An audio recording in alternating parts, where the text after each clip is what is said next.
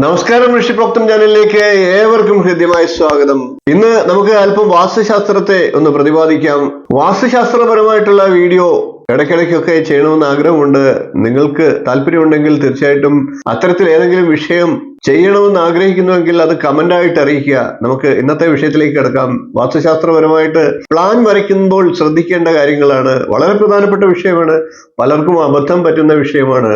നമുക്ക് വിഷയത്തിലേക്ക് കിടക്കാം. അതിനു മുമ്പ് ചാനൽ ഇതുവരെ സബ്സ്ക്രൈബ് ചെയ്തിട്ടില്ലാത്തവരാണെങ്കിൽ ഒന്ന് സബ്സ്ക്രൈബ് ചെയ്യുക എന്ന് അഭ്യർത്ഥിക്കുകയാണ്. അതോടൊപ്പം തൊട്ടടുത്തുള്ള ബെൽ ബട്ടണിൽ മുകളിലുള്ള ഓൾ എന്ന ബട്ടൺ കൂടി ഒന്ന് സെലക്ട് ചെയ്യുക. അതുവഴി ഞാൻ തുടർന്ന് നൽകുന്ന വീഡിയോകൾ നിങ്ങൾക്ക് കാണുവാൻ സാധിക്കുന്നതാണ്. നമുക്ക് ഇന്നത്തെ വിഷയത്തിലേക്ക് കിടക്കാം. വാസ്തുശാസ്ത്ര പ്രകാരം വീട് വെക്കണമെന്ന് ആഗ്രഹിക്കുമ്പോൾ പ്ലാൻ വരയ്ക്കുമ്പോൾ മുതൽ വളരെയേറെ ശ്രദ്ധ ചെലുത്തേണ്ടതാണ്.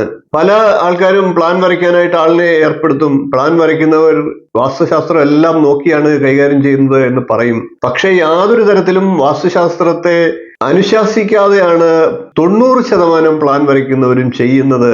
പലരും അറിവില്ലായ്മ മൂലം അത്തരത്തിൽ അവരുടെ വാക്ക് കേട്ട് പിന്നീട് കുഴപ്പങ്ങളിലേക്ക് ചാടുകയാണ് ചെയ്യുന്നത്.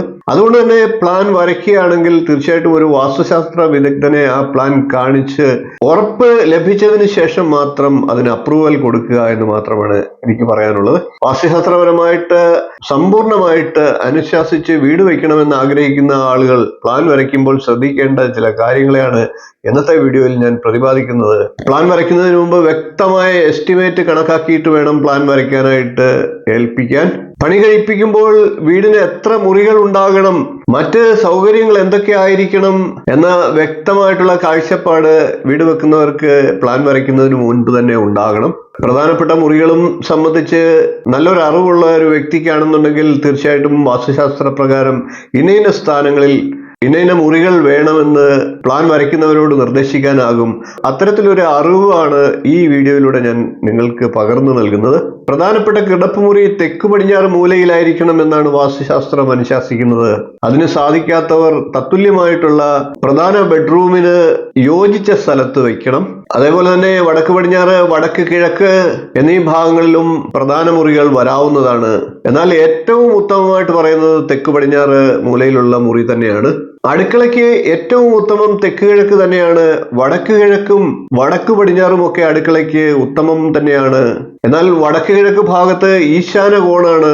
അവിടെ ഈശ്വരൻ വസിക്കേണ്ട സ്ഥാനമാണ്. പൂജാമുറിയുടെയും മറ്റു സ്ഥാനമാണ്.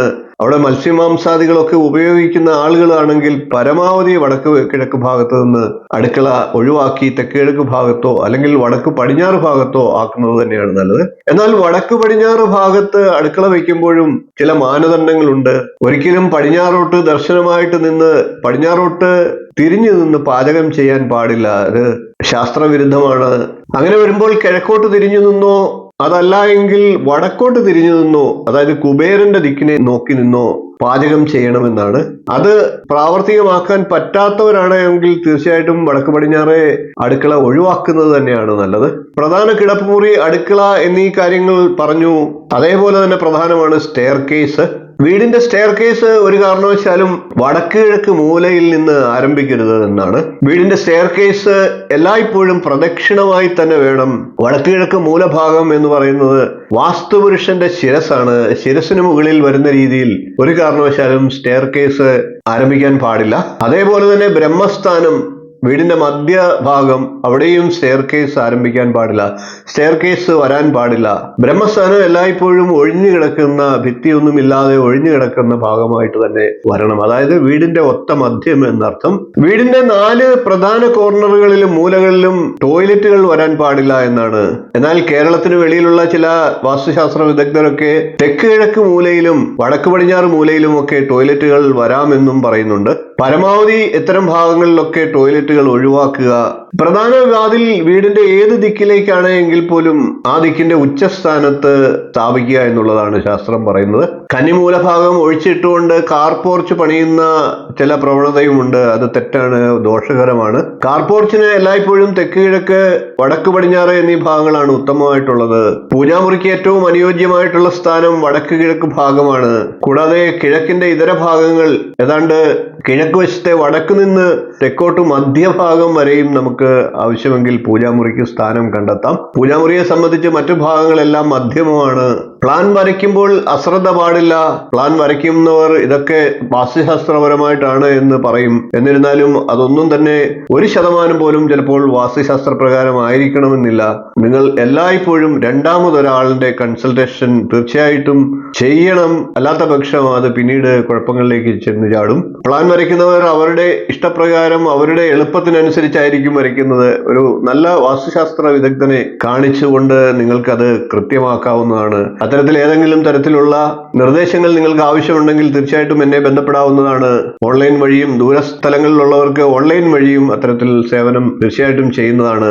വീടൊക്കെ പണിഞ്ഞതിന് ശേഷം ഇതൊന്നും തന്നെ നമുക്ക് കൃത്യമാക്കാനായിട്ട് സാധിക്കില്ല. അതുകൊണ്ട് തന്നെ പ്ലാൻ വരയ്ക്കുമ്പോൾ മുതൽ തന്നെ ഇത്തരം കാര്യങ്ങൾ വളരെയേറെ ശ്രദ്ധിക്കേണ്ടതാണ്. ഇതിന്റെ പ്രാധാന്യം ഏകദേശം നിങ്ങൾക്ക് മനസ്സിലായിട്ടുണ്ടാകും എന്ന് വിശ്വസിച്ചുകൊണ്ട് ഇന്നത്തെ വീഡിയോ നിർത്തുകയാണ്.